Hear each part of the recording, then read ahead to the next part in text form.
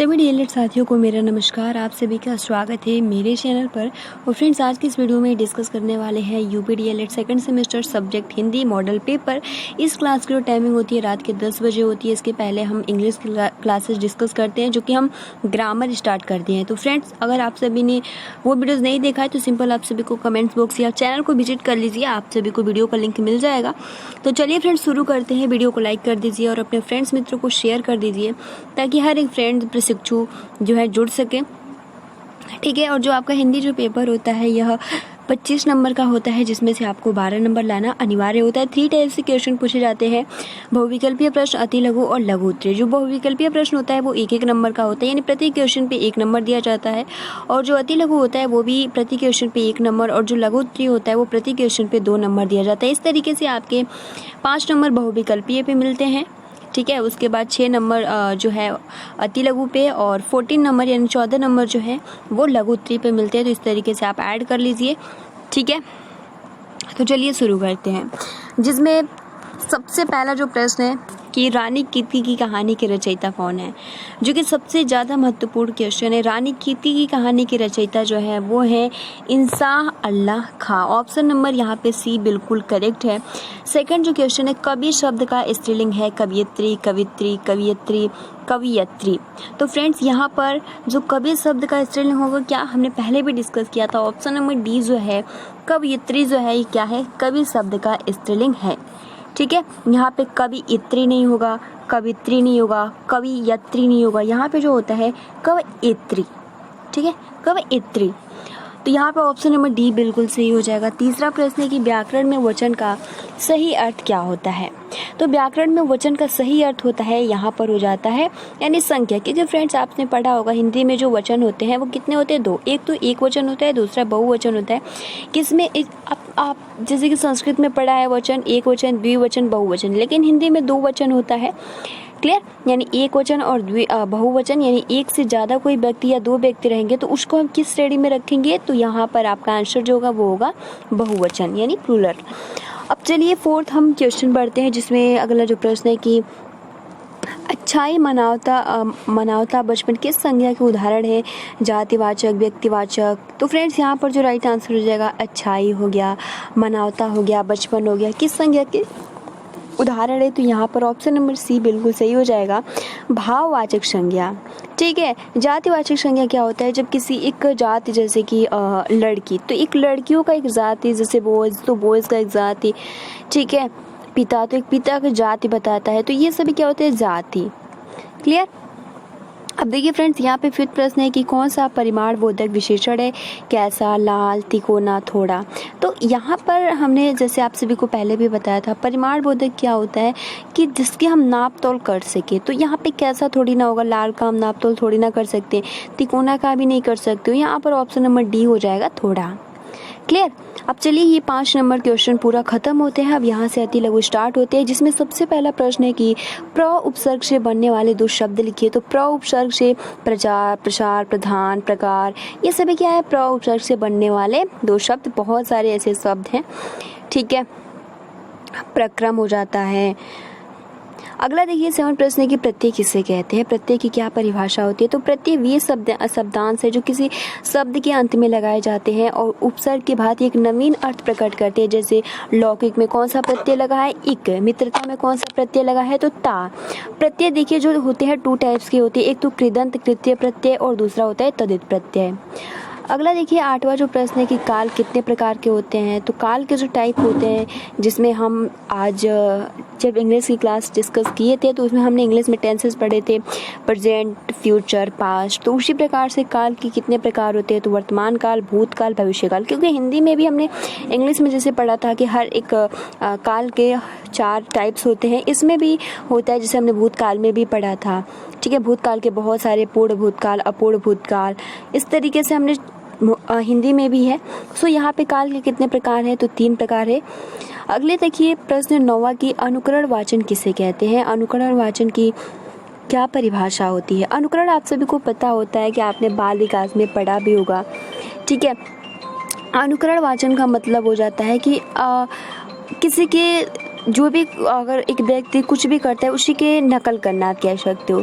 तो अनुकरण वाचन किसे कहते हैं? तो अध्यापक के द्वारा, ठीक है, अध्यापक के द्वारा बोले गए पाठ्यक्रम शब्दों को सुनकर, ठीक है, अध्यापक के द्वारा बोले गए पाठ्यक्रम शब्दों को सुनकर जब बच्चे उसका प्रयोग करते हैं उसी को ही अनुकरण वाचन कहते हैं। फॉर एग्जाम्पल, अगर आप किसी स्कूल में पढ़ाने जा रहे हो, आप बोलते हो क, तो जो बच्चे होते हैं उसी के अकॉर्डिंग आपके ही अनुसार वो भी बोलते हैं क। आप बोलेंगे कमल तो वो भी बोलेंगे कमल। क्या आपने खाना खाया? तो वो बोलेंगे क्या आपने खाना खाया। तो इस तरीके से इसको हम बोलते हैं अनुकरण वाचन। देखिए 10 प्रश्न की मौन वाचन के 2 उद्देश्य लिखिए। तो मौन वाचन जो कि very simple very easy question है। मौन वाचन जो कि व्यक्ति दूसरों को किसी भी प्रकार बिना डिस्टर्ब किए, ठीक है, पहला एक उद्देश्य हो जाता है।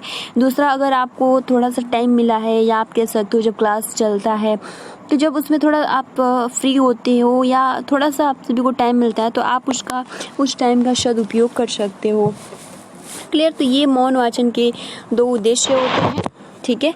और यह जो मौन वाचन होता है सबसे ज़्यादा कहाँ पे लागू होता है? तो जो भी उच्च स्तर, जैसे मान लीजिए आप जैसे ही कॉलेज में पढ़ने लगते हैं तो आप मन में जो कुछ भी होता है पढ़ने लगते हैं। सो यहाँ पे मौन वाचन के 2 उद्देश्य हो जाते हैं। किसी भी व्यक्ति को बिना डिस्टर्ब किए आप कुछ भी पढ़ सकते हो एंड अवकाश के क्षणों का आप बहुत ही अच्छे से उसका उपयोग कर सकते हो, ठीक है। अब देखिए फ्रेंड्स, 11 जो प्रश्न है कि पुरुषवाचक सर्वनाम के प्रकारों के नाम लिखिए। पुरुषवाचक सर्वनाम किसे कहते हैं? जो शब्द संज्ञा शब्द के स्थान पर प्रयुक्त हों, यानी ऐसे शब्द जो संज्ञा शब्द के स्थान पर प्रयुक्त हो और व्यक्ति विशेष को संबोधित करता हो, वह शब्द पुरुषवाचक सर्वनाम कहलाता है।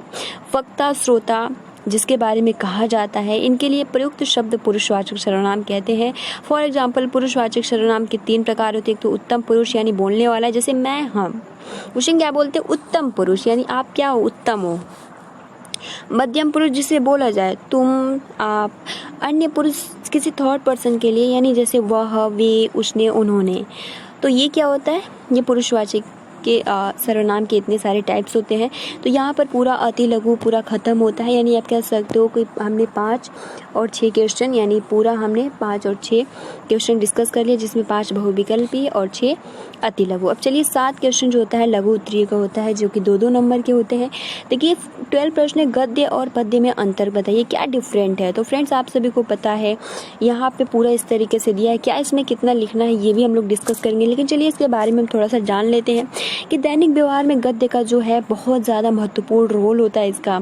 हम अपने जो भी भाव होते हैं, जो भी आत्म अभिव्यक्ति होती है, या आप कह सकते हो कि हम प्रायः गद्य के माध्यम से ही मतलब उसको व्यक्त करते हैं। दूसरे के भाव एवं विचारों को बोध गद्य के ही द्वारा सरलता से होता है। गद्य की वाक्य रचना में अर्थात तत्वों की प्रधानता होती है और भाषा व्याकरण समस्त एवं व्यवस्थित होती है। और पद्य में अनुभूति की, यानी उसमें भाव होते हैं, पद्य में अनुभूति की प्रधानता होती है। पद्य का संबंध संवेदना, भाव, रागात्मक एवं कल्पना से होता है। आइए फ्रेंड्स हम पॉइंट टू पॉइंट जानने का प्रयास करेंगे कि गद्य और पद्य में क्या अंतर है। पहला पॉइंट कहता है कि गद्य में वाक्य विराम इत्यादि नियमों का पालन किया जाता है, जबकि पद्य में इन नियमों का पालन नहीं किया जाता है। यानी विराम चिन्हों का, या आप कह सकते हो जो भी नियम होता है विराम चिन्हों का, गद्य में तो किया जाता है, बट जो पद्य होता है उसमें नहीं किया जाता है, क्योंकि कविता होता है। सेकेंड, पद्य में गति एवं लय की विशेष भूमिका होती है, क्योंकि एक राग से गाया जाता है। लेकिन गद्य में कोई भी, जैसे फॉर एग्जाम्पल मैं अभी पढ़ रही हूँ, क्या एक गद्य है, तो मैं लय से थोड़ी ना पढ़ रही हूँ कि पद्य में गति, इस तरीके से मैं नहीं पढ़ रही हूँ। यानी पद्य में क्या होता है, एक राग होता है, लय होता है, लेकिन गद्य में इसको नहीं अपनाया जाता है, इसकी मतलब थोड़ी सी भी भूमिका नहीं होती है। तीसरा कि पद्य की रचना एक छंदबद्ध एवं छंद युक्त होती है, लेकिन गद्य में अगर हम बात करें तो इसमें हम ना ही छंद का उपयोग करते हैं ना ही छंद युक्त होता है। तो ये गद्य और पद्य में डिफरेंट है। देखिए 30 जो क्वेश्चन है कि मौखिक अभिव्यक्ति के साधन बताइए। यानी मौखिक मतलब क्या होता है, जो आप अपने मुख से बोलते हो उसे हम, यानी जो भी आपका अभिव्यक्ति है, जो भी अपना भाव है मुख के द्वारा आप अभिव्यक्त करते हो, उसी को हम मौखिक अभिव्यक्ति बोलते हैं। तो यहाँ पे मौखिक अभिव्यक्ति के क्या क्या साधन है इसके बारे में आप सभी को बताना है। तो इसके लिए निम्नलिखित साधन है, जिसमें सबसे पहला है चित्र पठन। बच्चों को चित्रों का ज्ञान प्रदान कर उनसे संबंधित प्रश्न पूछने चाहिए। दूसरा, कहानी पाठ, यानी बच्चों को गृह कार्य में कार्य के रूप में कहानी बनाकर लाने के लिए प्रोत्साहित करना चाहिए।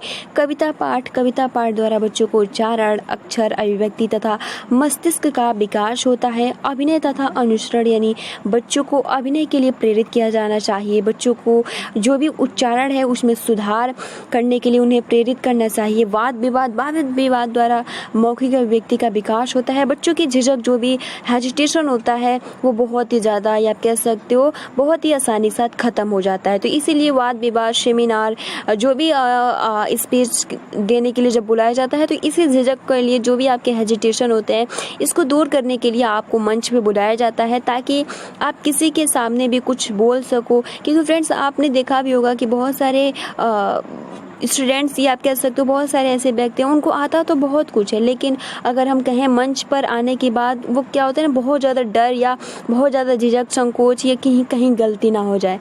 सो इसलिए कभी भी अपने आप को बहुत ज़्यादा, मतलब कह सकते हो कि बहुत ज़्यादा प्रैक्टिस करना चाहिए। या अगर आप शिक्षक बन रहे हो तो स्टूडेंट्स को बुलाना चाहिए बहुत ही, क्योंकि अगर आप स्टार्टिंग से उनको बुलाएंगे तो उनको कभी भी मंच पर आने से डर नहीं लगता है। तो इस तरीके से अगर आप शिक्षक बनेंगे तो ये, क्योंकि फ्रेंड्स आप भी अगर स्कूल में पढ़े होंगे, अभी आप पढ़ाई थोड़ी ना करो, आप तो टीचर हो। आप मान लो कि आप टीचर हो और आप ट्रेनिंग ले रहे हो।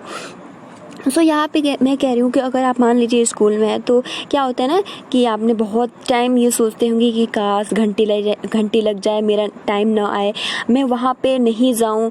यानी जब क्वेश्चन आंसरिंग इस तरीके से होता है, तो मतलब आप सोचते हो कि मैं क्या छुट्टी हो जाए, क्या कुछ ना हो जाए कि हम वहाँ पे।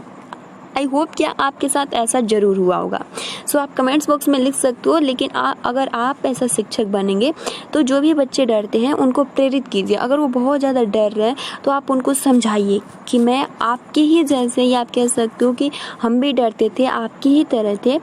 तो आपको बिल्कुल भी डरने की आवश्यकता नहीं है। अगर गलती होती है तो हम आपको डांटेंगे नहीं, और आप उसमें सुधार लाएंगे और सबसे फर्स्ट नंबर पर आएंगे। तो इस तरीके से उन बच्चों को प्रेरित करना होगा, ठीक है। तो अगर आप शिक्षक बन रहे हो तो इस तरीके के आप तरीके को अपना सकते हो। देखिए 14 जो प्रश्न है, कहानी शिक्षण की उपयोगिता क्या है, जो कि बहुत ही महत्वपूर्ण प्रश्न है। कहानी शिक्षण से ज्ञान की वृद्धि होती है। कहानी शिक्षण द्वारा विद्यार्थियों का सर्वांगीण विकास होता है। कहानी मनोरंजन का एक बहुत ही अच्छा साधन होता है। कहानी क्या होता है ना कि बच्चों में कल्पना शक्ति का विकास करता है। तो इस तरीके से कहानी की इतने सारे उपयोगिता है जिसको आप याद कर सकते हो। देखिए 15 नंबर प्रश्न है, क्रिया विशेषण किसे कहते हैं, यानी जो क्रिया का विशेषण बताता है। सिंपल हम कह सकते हैं क्रिया विशेषण, यानी जैसे कि मान लीजिए हम गा रहे हैं, तो गाना क्या है, एक क्रिया है। अगर हम यही बोले कि हम बहुत अच्छा गा रहे हैं, या फॉर एग्जाम्पल आप गा रहे हो, अगर हम उसी में बोले कि आप बहुत अच्छा गा रहे हो, यानी गा तो सही रहे हो लेकिन आप बहुत ही अच्छा गा रहे हो, यानी क्रिया का विशेषता बताया जा रहा है। तो यहाँ पर देखते हैं क्या बोला गया है कि क्रिया विशेषण किसे कहते हैं। क्रिया विशेषण जिन शब्दों के द्वारा क्रिया की विशेषता का पता चलता है उन्हें हम क्रिया विशेषण कहते हैं। फॉर एग्जाम्पल यहाँ पर दिया है कि वो धीरे धीरे चलता है। वो चलता तो है, चलना क्या है, हमारा क्रिया है, वर्ब है, लेकिन वो क्या करता है, स्लोली यानी धीरे धीरे चलता है। वो क्या, चलने की विशेषता बता रहा है। जैसे हम बोलते हैं वो बहुत ही ज़्यादा अच्छा बोलता है। बोलना क्या है, एक क्रिया है, स्पीक। तो यहाँ पे बोलता तो है लेकिन क्या बोलता है, बहुत ही अच्छा बोलता है, बहुत ही तेजी से बोलता है, यानी क्रिया विशेषण उसी को हम कहते हैं, ठीक है। अब देखिए शिक्षण प्रश्न की संबंधवाचक सर्वनाम किसे कहते हैं। उदाहरण सहित लिखे, संबंधवाचक यानी वाक्य में संज्ञा अथवा सर्वनाम के साथ संबंध प्रकट करने के लिए जिन सर्वनाम शब्दों का प्रयोग होता है उन्हें हम संबंधवाचक सर्वनाम कहते हैं। फॉर एग्जाम्पल जो, सो, जैसा, वैसा, जिस, जिन आदि। जिसका काम ऊंचा उसका नाम ऊंचा। तो फ्रेंड्स आपका भी काम बहुत ही ऊंचा होना चाहिए ताकि आपका जो नाम है वो ऊंचा हो। जो जागता है वह पाता है, जो सोता है वह खोता है। तो फ्रेंड्स अगर आप जाग रहे होंगे क्योंकि 1 मंथ आपके पास टाइम है तो 100% तय है कि आपका अच्छा मार्क्स 100% आएगा।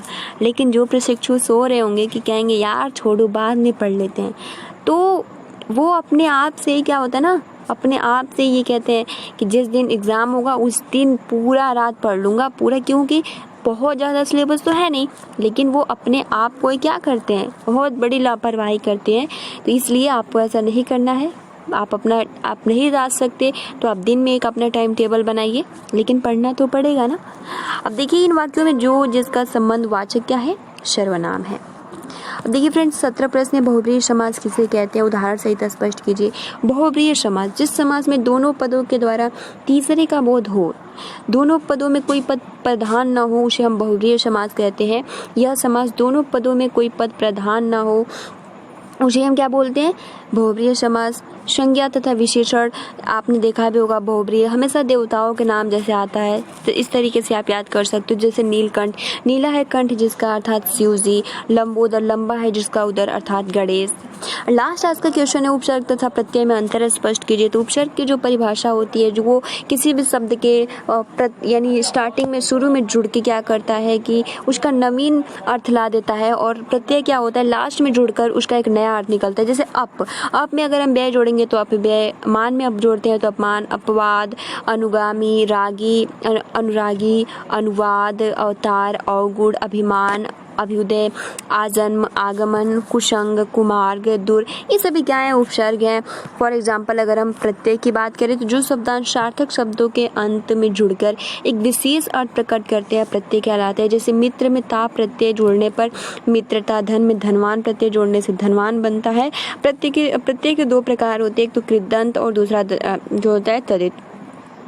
कृदंत प्रत्यय देखिए क्या क्या होता है, तो क्रिया के अंत में जो शब्दांश लगाए जाते हैं जैसे कृदंत प्रत्यय कहलाते हैं। जैसे ई, हट, वट, पा, ता, आस, त्वा, या, ये क्या है, सभी कृदंत प्रत्यय है। और जो तदित प्रत्यय होते हैं इसमें अर, हरा, तो, पा, ई, या, ठीक है, यू, ता, जैसे मित्रता, ये क्या होता है, तदित प्रत्यय में आता है। लेकिन कृदंत प्रत्यय में ई, हट, जैसे घबराहट, खिलखिलाहट, सरसराहट, ठीक है, वट, पा, ता, आस, ठीक है, तो या, ये सभी क्या हो गए, ये कृदंत प्रत्यय। तो फ्रेंड्स आज के इस वीडियो में हमने जितने भी क्वेश्चन डिस्कस किए बहुत ही सिंपल और बहुत ही इजी क्वेश्चन है। आई होप कि आपकी जो हिंदी की जो प्रिपरेशन है बहुत ही वेरी गुड हो रही होगी।